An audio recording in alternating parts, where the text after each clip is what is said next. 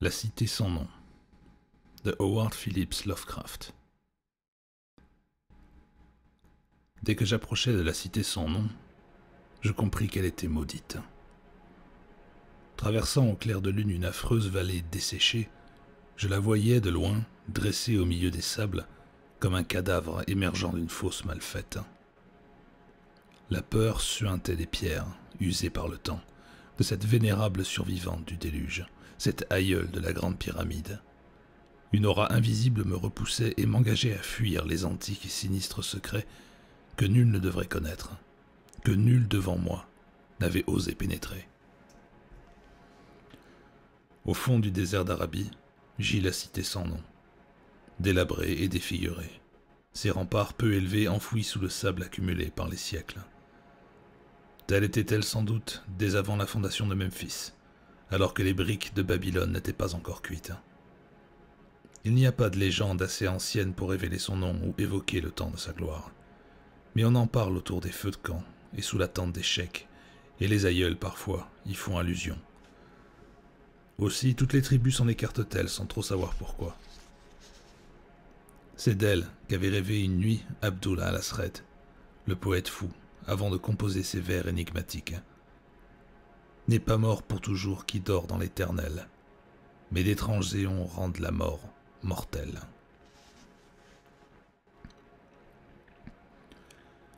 J'aurais dû savoir que les Arabes avaient de bonnes raisons pour se détourner de la cité sans nom, la cité connue par d'étranges récits, mais que nul mortel n'avait vue. Pourtant je les bravais, et m'en allais à dos de chameau dans le désert vierge. Moi seul y suis allé, et c'est pourquoi aucun autre visage que le mien ne porte les stigmates d'une peur aussi hideuse. C'est pourquoi je suis seul à frémir la nuit, quand le vent ébranle les fenêtres. Lorsque j'arrivai dans la cité sans nom, au clair de lune, elle semblait me regarder, dans le calme de son sommeil éternel, froide dans la chaleur du désert. En lui rendant son regard, j'oubliai le triomphe de ma découverte, arrêtai mon chameau et décidai d'attendre l'aube. Au bout de plusieurs heures, les étoiles disparurent, puis je vis naître à l'est une lueur grise qui bientôt se transforma en lumière rose et or. Soudain, bien que le ciel fût clair et le désert paisible, j'entendis une sorte de gémissement, et au même instant un tourbillon de sable surgit des pierres antiques de la cité, à travers laquelle je vis apparaître à l'horizon le bord embrasé du soleil. Troublé comme je l'étais, je crus entendre, venant des profondeurs lointaines, un son musical et métallique qui saluait le disque flamboyant, comme la statue de même nom sur les bords du Nil. Les oreilles bourdonnantes, l'imagination enfiévrée, je conduis lentement mon chameau jusqu'à la cité sans nom, trop ancienne pour que l'Égypte et Méroé en aient gardé le souvenir. La cité que j'étais le seul homme vivant à avoir vue. J'errais dans la ville et pénétrais dans les maisons sans trouver une sculpture ni une inscription évoquant le souvenir des hommes, si c'étaient des hommes, qui, il y a si longtemps, construisirent la cité et l'habitèrent. Son ancienneté même était troublante, et il me tardait de découvrir un signe ou un emblème prouvant que la cité eût été vraiment façonnée par la main des hommes. Certaines dimensions dans ces ruines ne me plaisaient guère. J'avais apporté bon nombre d'outils et pu me livrer à de nombreuses fouilles dans les murs des édifices à moitié ensevelis.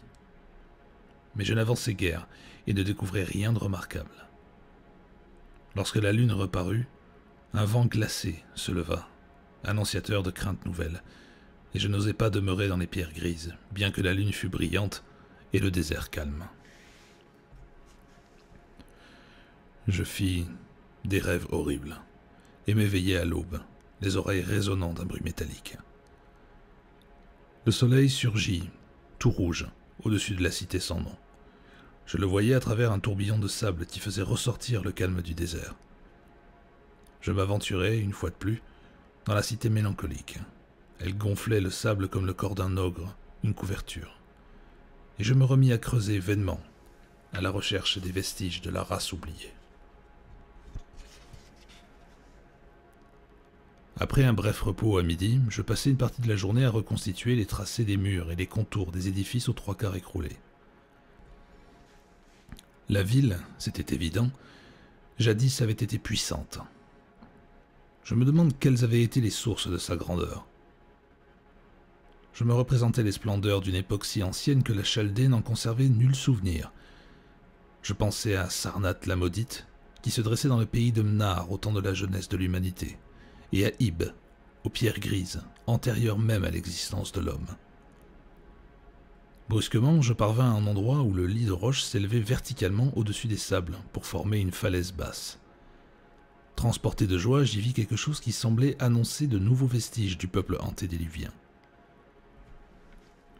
Grossièrement taillées dans le rocher, s'élevaient les façades de plusieurs petites maisons basses ou de temples dont l'intérieur gardait peut-être maints secrets d'époques trop lointaines pour être déterminés avec précision. Mais les tempêtes de sable avaient effacé depuis longtemps les sculptures extérieures, s'il y en avait eu. Toutes les ouvertures étaient sombres, très basses, et à moitié obstruées par le sable. Mais j'en dégageai une avec ma bêche, et je m'y glissai en rampant. J'avais pris soin d'emporter une torche dont la lueur allait peut-être me révéler bien des mystères. Une fois à l'intérieur, je constatai qu'il s'agissait bien d'un temple. On y voyait les traces du peuple qui avait honoré ses dieux avant que le désert eût envahi la ville. Il y avait là des autels primitifs, des colonnes, des chapelets, le tout étonnamment bas. On n'y trouvait ni sculpture, ni fresque, mais un grand nombre de pierres dont la forme curieuse et évidemment symbolique avait été obtenue artificiellement. La faible hauteur de ce temple était étrange. Je pouvais à peine m'y tenir à genoux. Mais la surface en était si grande que ma torche ne pouvait éclairer qu'une partie à la fois. Par moments, je frissonnais, car les sculptures de certains autels laissaient entrevoir des rites d'une nature inexplicable, révoltante et terrible. Je me demandais quels hommes avaient bien pu construire un tel temple, et pour quelle cérémonie. Après avoir vu tout ce qu'il contenait, je ressortis en rampant, avide de voir ce que les autres édifices allaient me révéler. La nuit approchait, mais ce que je venais de découvrir rendait ma curiosité plus forte que ma peur. Je n'avais plus envie de m'enfuir à la vue des ombres qui s'allongeaient au clair de lune et qui, la veille, m'avaient si fort inquiété. Je dégageai une seconde ouverture, m'y glissai, une autre torche à la main, et trouvai encore des pierres symboliques, mais rien de plus précis que dans le premier temple. Celui-ci, tout aussi bas, mais beaucoup moins vaste, s'achevait en couloir étroit, rempli de chapelles obscures et mystérieuses. J'étais en train d'observer l'une d'elles, quand le silence extérieur fut rompu par le bruit du vent et par un cri que poussait mon chameau. Je sortis pour voir ce qui avait bien pu effrayer l'animal. La lune, brillant d'un vif éclat au-dessus des ruines antiques, éclairait un épais nuage de sable, formé, semblait-il, par un souffle de vent assez fort, mais qui allait en diminuant. Ce vent provenait d'un point de la falaise, non loin de moi. Je compris que c'était cela qui avait effrayé mon chameau, et j'allais le conduire à l'abri quand, levant les yeux, je m'aperçus qu'il n'y avait pas de vent au-dessus de la falaise. Cela me surprit et raviva mes craintes, mais, me rappelant immédiatement les brusques rafales que j'avais observées au lever et au coucher du soleil, j'estimai qu'il s'agissait là d'un phénomène tout à fait normal. Sans doute y avait-il une fissure dans le rocher. En examinant les rainures du sable, je découvris qu'elle venait de l'entrée d'un temple situé très au sud, presque hors de ma vue. Luttant contre le nuage de sable, qui m'étouffait, je m'approchai en trébuchant. Il était nettement plus grand que les autres, et la porte qui le fermait était beaucoup moins obstruée par le sable solidifié. Je serais entré si ce vent glacial n'avait pas failli éteindre ma torche. De violentes rafales, semblables à d'étranges soupirs, surgissaient de la porte sombre, frôlaient le sable et se répandaient dans les ruines sinistres. Puis elles s'affaiblirent. Le sable reprit son aspect lisse, et le calme revint. Et on eût dit qu'une présence rôdait parmi les ombres spectrales de la cité. Levant les yeux vers la lune, je la vis trembler comme si elle se fût reflétée dans les eaux agitées.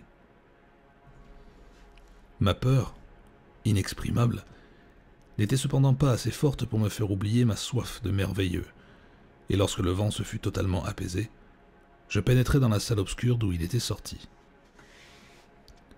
Ce temple, je m'en doutais déjà d'après son aspect extérieur, était plus vaste que ceux que j'avais visités auparavant.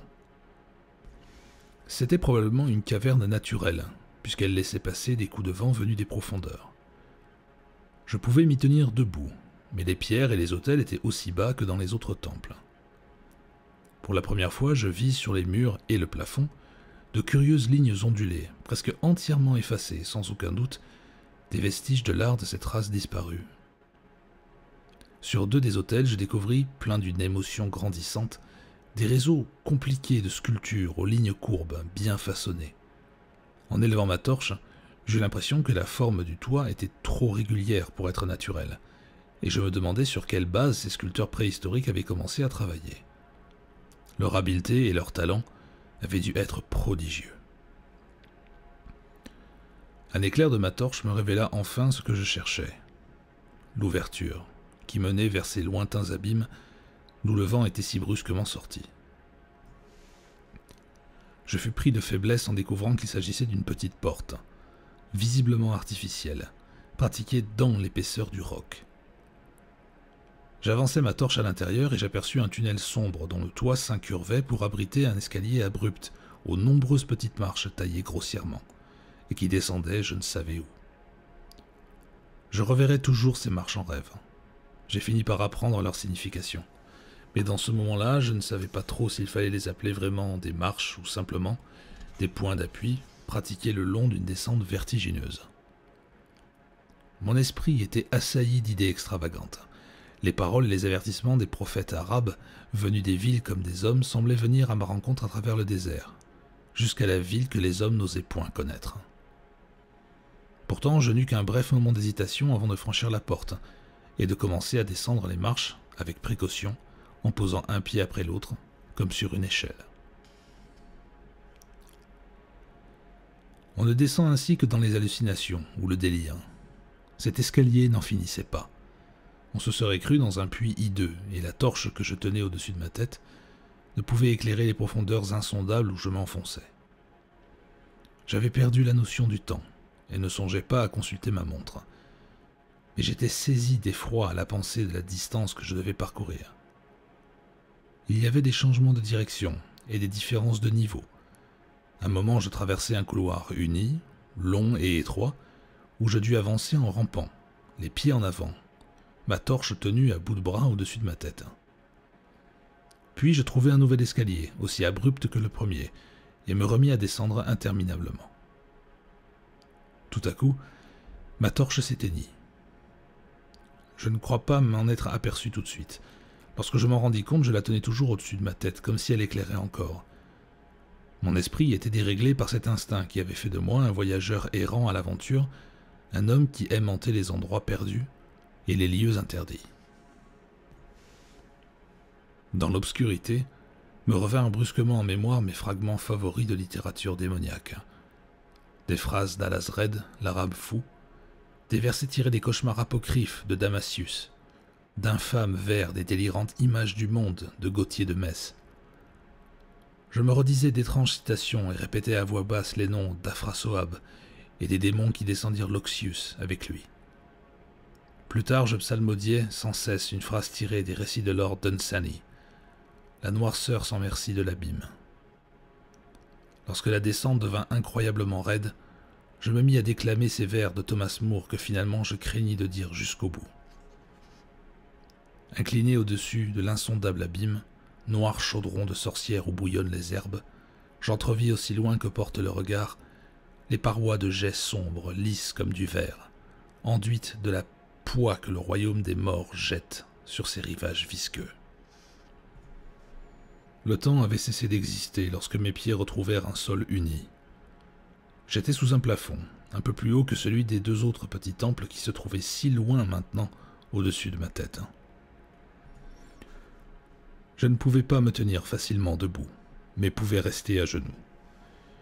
J'essayais d'avancer à tâtons dans l'obscurité, et ne tardais pas à comprendre que je me trouvais dans un couloir étroit, aux murs recouverts de coffres en bois, à parois de verre.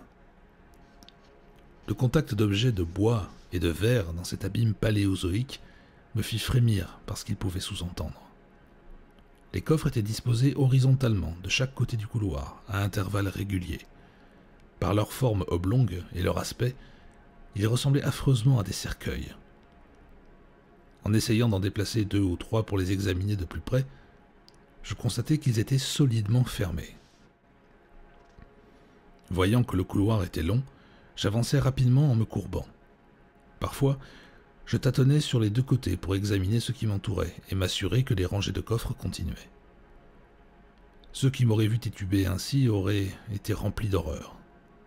L'homme est si habitué à se représenter visuellement les choses que je me figurais voir cet interminable couloir de bois et de verre au décor monotone. Enfin, dans un moment d'émotion indicible, je le vis pour de bon. À quel moment le réel se substitua à l'imaginaire, je ne saurais le dire avec précision. Mais je vis peu à peu de la lumière en face de moi, et je compris immédiatement qu'une phosphorescence souterraine, de source inconnue, éclairait les contours indistincts du couloir et des coffres. Pendant un bref instant, tout fut exactement comme je l'avais imaginé. Puis la lumière augmenta, et à mesure que je me dirigeais vers l'endroit d'où elle venait, je me rendais compte que la réalité dépassait de beaucoup tout ce que j'avais pu imaginer. Ce n'étaient plus les frustes dessins que j'avais vus là-haut, mais un monument de l'art le plus étrange et le plus magnifique qui soit. Des dessins et peintures aux couleurs vives d'une audace fantastique formaient un ensemble mural d'une richesse impossible à décrire. Les coffres étaient de bois doré, aux parois d'un vert très beau, et contenaient les corps momifiés de créatures dépassant en grotesque les rêves les plus désordonnés de l'homme. Donner une idée de ces monstres serait impossible. On eût dit des reptiles, dont le corps évoquait en partie le phoque, en partie le crocodile, mais le plus souvent rien de ce que connaissait le naturaliste ou le paléontologue. Leur taille était à peu près celle d'un homme, pas très grand, et leurs pattes de devant se terminaient par des pieds délicats, semblables à des mains ou à des doigts humains. Mais le plus étrange était la forme de leur tête, qui violait tous les principes biologiques connus. Rien ne peut s'y comparer. En un éclair, je pensais au chat, au bulldog, au satyre de la fable et à l'être humain. Jupiter lui-même n'eut jamais ce front immense et protubérant, et pourtant, les cornes, l'absence de nez et la forme de la mâchoire qui rappelait celle du crocodile empêchaient de placer ces êtres dans une catégorie bien définie. Je m'interrogeais un moment sur la réalité de ces momies, dans le vague soupçon qu'elles n'étaient que des idoles artificielles. Mais j'estimais finalement qu'il s'agissait d'espèces paléontologiques, contemporaines de la cité sans nom. Pour comble de grotesque, la plupart des momies, revêtues de somptueux tissus, étaient parées de bijoux d'or et de pierres précieuses et d'un métal brillant qui m'était inconnu. Grande avait dû être l'importance de ces créatures rampantes, car elles occupaient la première place parmi les décorations primitives des murs et du plafond. C'est avec une habileté sans égale que l'artiste les avait représentées dans leur univers particulier, où les cités et les jardins étaient adaptés à leur taille. Ma seule pensée fut que le tableau où elles figuraient devait être allégorique, illustrant probablement l'histoire de la race qui les adorait. Ces créatures, me disais-je, étaient aux hommes de la cité sans nom ce que la louve fut aux Romains, ou encore jouaient le même rôle que les totems dans les tribus indiennes. Fort de cette interprétation, je pus retracer grossièrement l'histoire de la cité sans nom, immense capitale maritime qui dominait le monde quand l'Afrique n'était pas encore sortie des eaux. J'évoquais sa résistance au moment où la mer se retira et où le désert remplaça les vallées fertiles. Je vis clairement ses guerres et ses triomphes, ses luttes et ses défaites, et le terrible combat final contre le désert lorsque ses habitants, représentés ici par les reptiles, durent par milliers se frayer miraculeusement un chemin à travers le roc pour se réfugier dans le monde souterrain dont leur avait parlé leur prophète. Tout cela était traité d'une manière étrangement réaliste, et le lien des tableaux avec la terrible descente que je venais d'accomplir ne faisait aucun doute. Même les couloirs étaient reconnaissables. Je me dirigeais toujours en rampant vers la lumière. Les fresques dépeignaient maintenant des épisodes plus tardifs de cette épopée. L'adieu définitif des habitants de la cité sans nom, à la vallée qu'ils occupaient depuis des millénaires. Leur âme ne pouvait se résoudre à quitter l'endroit familier à leur corps depuis si longtemps. L'endroit où, nomades, ils s'étaient établis pendant l'enfance du monde, taillant dans la roche vierge les sanctuaires primitifs qu'ils n'avaient jamais cessé de vénérer. Maintenant, la lumière était meilleure et me permettait d'examiner les peintures de plus près. Me rappelant que les étranges reptiles devaient représenter les hommes inconnus, je me mis à réfléchir aux mœurs de la cité sans nom. Un grand nombre de faits demeuraient obscurs. Cette civilisation, qui comprenait un alphabet écrit, semblait avoir été plus avancée que celle de Chaldée, ou d'Égypte, qui était venue plus tard. Pourtant, on trouvait de curieuses lacunes. Par exemple, je ne découvris rien qui évoquât la mort ou les coutumes funéraires. Sauf lorsqu'elle se rapportait à des guerres, des désastres ou des épidémies. Et je jugeais étonnante cette répugnance à décrire la mort naturelle. On eût dit que l'idée de l'immortalité avait été entretenue comme une illusion réconfortante. Vers l'extrémité du couloir, on rencontrait des scènes confondantes de pittoresque et d'extravagance, des vues contradictoires de la cité sans nom, dans son abandon et son délabrement croissant, et d'autres de cet étrange royaume paradisiaque où la race inconnue avait abouti en creusant la pierre. On y voyait toujours la ville et la vallée au clair de lune, un nuage doré suspendu au-dessus des remparts écroulés, révélant en partie la splendide perfection d'autrefois que l'artiste avait rendue de manière stylisée. Les scènes représentant le paradis étaient presque trop étranges pour être croyables. On y voyait un mystérieux royaume caché où le jour était éternel, rempli de villes glorieuses, de collines et de vallées impalpables. Je crus apercevoir enfin des signes de décadence. Les peintures étaient moins habiles et leur bizarrerie dépassait celle des premières. Elles semblaient être la preuve d'une longue déchéance de la race disparue, en même temps que d'une férocité croissante à l'égard du monde extérieur d'où le désert l'avait chassé. La silhouette des personnages, toujours représentés par les reptiles sacrés, semblait se détériorer peu à peu, bien qu'on y vît leur esprit planer au-dessus des ruines, dans un éclair de lune outré. Des prêtres décharnés sous la forme de reptiles en vêtements de parade maudissaient l'air libre et ceux qui y vivaient, et l'unique scène finale, atroce, mettait en scène un homme à l'aspect primitif, peut-être un des premiers habitants de l'antique Irem, la ville des colonnes, mis en pièces par les représentants de la race anéantie. Je me rappelais la crainte qui inspire aux Arabes la cité sans nom, et je fus soulagé de ne voir ensuite qu'un plafond et des murs gris et nus. Tout en contemplant cette épopée en images, je m'étais approché de la salle au plafond bas. J'aperçus une porte par où pénétrait la lumière phosphorescente. Je m'y dirigeai en rampant et, transporté d'étonnement, je poussai un cri. Ce n'étaient plus des salles diverses et peintes de couleurs vives. Derrière moi, un couloir où je ne pouvais me tenir debout. Devant moi, un espace infini, noyé dans la lumière souterraine. Partant du couloir, un escalier aux marches raides, semblable à celui que j'avais déjà emprunté, menait à cet abîme. Mais au bout de quelques mètres, les nuages étincelants cachaient tout. Grande ouverte contre le mur de gauche du couloir, se dressait une lourde porte de cuivre, impitoyablement épaisse, décorée de bas-reliefs fantastiques. Fermée, elle aurait séparé complètement cet univers de lumière des salles voûtées et des couloirs de roc. Je regardais l'escalier, mais cette fois, je n'osais m'y aventurer. J'effleurai la porte ouverte, sans réussir à la déplacer.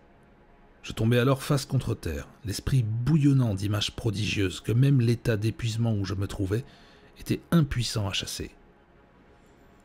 Ainsi étendu, immobile et les yeux fermés, libre de méditer, de nombreux détails des fresques que j'avais à peine remarqués tout d'abord me revinrent à l'esprit, chargés d'un sens nouveau et effroyable. Scènes représentant la cité sans nom, au sommet de sa gloire, la végétation environnante et les pays lointains avec lesquels elle commerçait. La signification allégorique des reptiles me plongeait dans la plus grande perplexité par son ampleur universelle. Je m'étonnais qu'elle fût si intégralement respectée dans un récit en images d'une telle importance. Dans les fresques, la cité sans nom était toujours proportionnée à la taille des reptiles. Je me demandais ce qu'avaient été en réalité ses proportions et sa grandeur, et me rappelais certains traits bizarres que j'avais remarqués dans les ruines. Je pensais avec curiosité à la faible hauteur des premiers temples et du couloir souterrain, et je conclus qu'il avait dû être taillé ainsi dans un esprit de déférence envers les reptiles-dieux qui étaient honorés. Mais alors les fidèles étaient forcés de ramper. Peut-être les rites mêmes de leur religion faisaient-ils de la reptation un hommage à ces créatures. Nul dogme religieux, par contre, n'expliquait facilement pourquoi les couloirs de cette affreuse descente étaient aussi bas que les temples, voire plus bas, puisqu'on ne pouvait même pas s'y tenir à genoux. À l'idée de ces créatures rampantes dont les corps momifiés étaient si proches de moi, je sentis de nouveau l'angoisse m'envahir. Les associations d'idées sont parfois curieuses, et je luttais contre l'impression qu'à part le malheureux homme primitif taillé en pièces, à la fin de la fresque, j'étais le seul être humain au milieu des reliques et des symboles d'une vie primitive. Mais comme toujours dans mon étrange existence errante, la curiosité ne tarda pas à l'emporter sur la peur.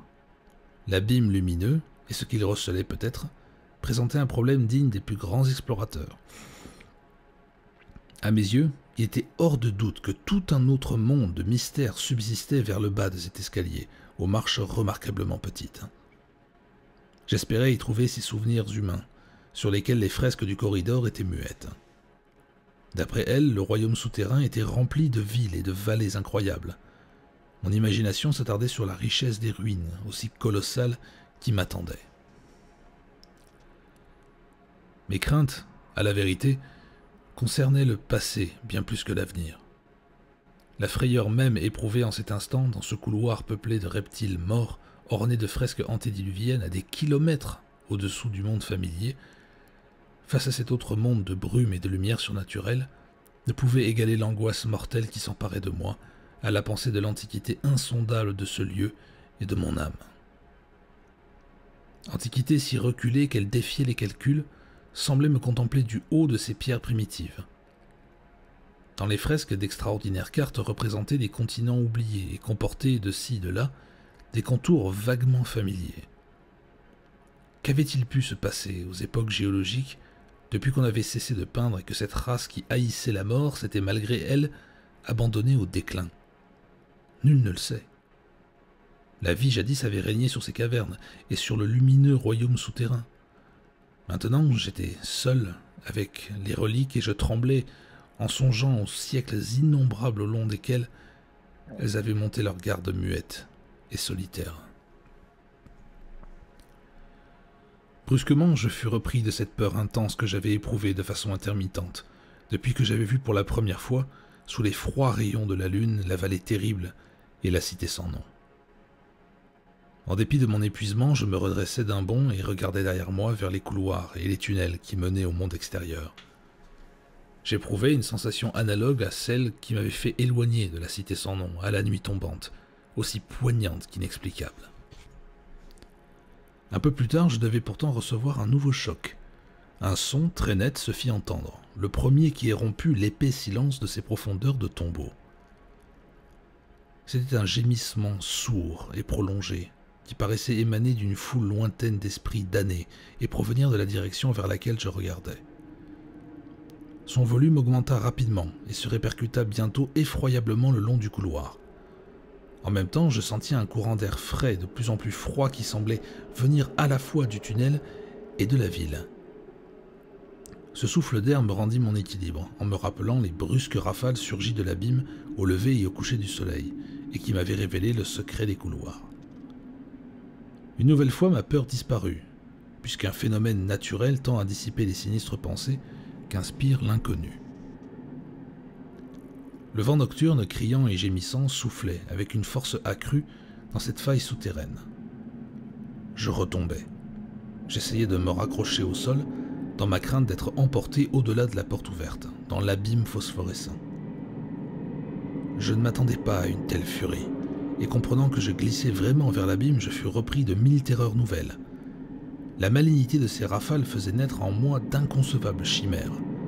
Une fois de plus, je me comparais, frissonnant, à l'unique représentation humaine du couloir, l'homme primitif mis en pièces par la race sans nom. Dans l'étreinte démoniaque du courant d'air, il semblait y avoir une colère vengeresse, d'autant plus forte qu'elle était impuissante. Je crois bien que finalement, je me mis à crier comme un fou. Je l'étais presque. Mais mes cris se perdirent dans le vacarme infernal que faisaient les esprits du vent. J'essayais de revenir à plat ventre, luttant contre le torrent invisible et meurtrier. Mais j'avais le plus grand mal à lui résister, poussé comme je l'étais, lentement et inexorablement vers le monde inconnu. Enfin, ma raison dut m'échapper complètement, et je me remis à répéter sans relâche les vers énigmatiques d'Alazred, l'arabe fou. N'est pas mort pour toujours qui dort dans l'éternel, mais d'étranges éons rendent la mort mortelle. Sur les événements qui suivirent, seuls les dieux du désert, sinistres et pensifs, connaissent la vérité. Seuls, ils savent quelle lutte et quel tourment j'endurai dans l'obscurité, et quel ange de l'abîme guida mon retour en ce monde. Mais un souvenir m'est resté, et me restera jusqu'à ce que la mort, ou pire, m'appelle. Ce que j'ai vu était si monstrueux, si démesuré, si contraire à la nature et si éloigné des idées humaines qu'il est impossible d'y croire, sauf aux heures redoutables et secrètes du petit matin, où l'on sollicite en vain le sommeil. J'ai dit que la fureur du courant d'air était infernale, vraiment démoniaque, et que ses voix étaient remplies de l'horreur et de la méchanceté cachée des éternités damnées. À ce moment, le bruit de voix confus, encore devant moi, parut à mon esprit meurtri prendre derrière moi une forme articulée.